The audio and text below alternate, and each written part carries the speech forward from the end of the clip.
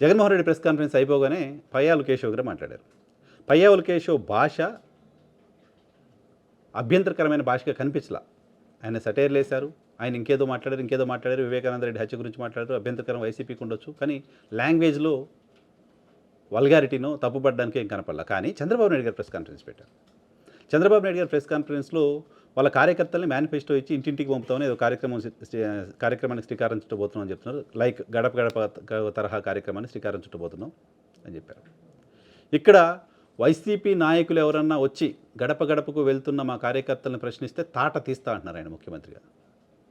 మీరు ఒక రాజ్యాంగబద్ధమైన పదవిలో కూర్చున్న చంద్రబాబు నాయుడు గారు మీ కార్యకర్తలు ప్రజల దగ్గరికి వెళ్ళినప్పుడు ప్రజలు ఏమైనా అడిగితే సమాధానం చెప్తారంట. వైసీపీ కార్యకర్తలు ఏమైనా అడిగితే తాట తీస్తారంట. రాష్ట్రంలో 40% ప్రజలు వైసీపీకి ఓటేసినప్పుడు 40% ప్రజలు ఎవరు ఏమని అడుగుద్దా వైసీపీ తెలుగుదేశం పార్టీకి సంబంధించిన నాయకుల్ని?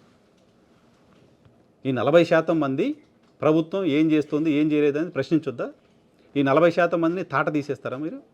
ఓ ముఖ్యమంత్రి పదవిలో అధికారిక చైర్లో కూర్చొని ముఖ్యమంత్రి హోదాలో మీరు మాట్లాడుతున్న భాష అది.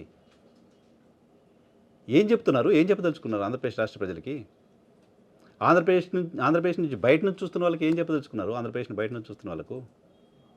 ఇటువంటి నాయకులు ఉంటే పెట్టుబడులు రావు అంటూ జగన్మోహన్ రెడ్డి గురించి రోజు మాట్లాడుతున్నారు కదా! మీరు ఎటువంటి సీడ్స్ వేస్తున్నారు ఆంధ్రప్రదేశ్ రాష్ట్రంలో?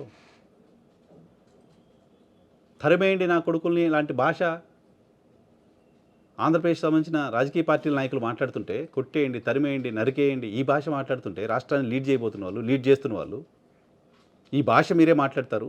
ఇటువంటి భాష మాట్లాడుతున్న వాళ్ళని మీరే ప్రోత్సహిస్తారు.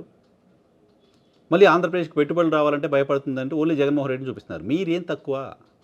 ఏమాత్రం తక్కువ కాదు కదా! ఎవ్వరిని తీసి ఇంకొకరిని పెట్టేయట్లేదు కదా ఆంధ్రప్రదేశ్‌లో భాష.